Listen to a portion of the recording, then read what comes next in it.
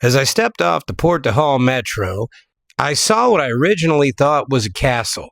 Turned out to be the original city gates of Brussels, built in 1391, over 100 years before Columbus was going to take somebody's money, sail across the ocean, and pretty much ruin it for everybody. Over 100 years before anyone in Europe, except the Vikings, knew that my country even existed, these were the city gates of Brussels. This place remained throughout the entire Middle Ages, serving as oftentimes the first place anyone would see before entering the city. And even after the medieval period was over, it served as a customs house, a grain silo, and even a prison. In the 1800s, they almost tore it down, scrapped it for the stones, but the people of Brussels go, hey, we really like creepy medieval things in our city.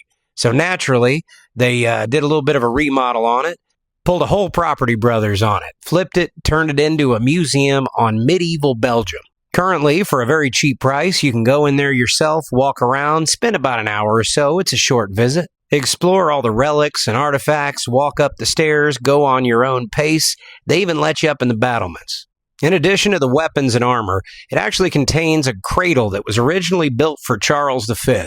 And as somebody that slept underneath the sink in rural Mississippi at that age, felt a little bit bougie for me.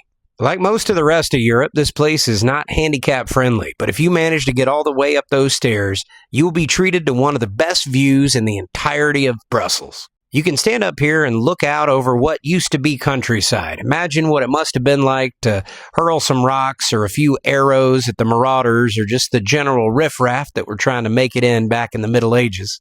I probably spent at least half of my time just up here on the parapets, looking out, taking lots of pictures, looking out over the city, trying to get my bearings and figure out what my next step was going to be. When you're on your way back down, you got to make sure to tilt your head back over the staircase and look all the way back down. One of those priceless views that you can't miss.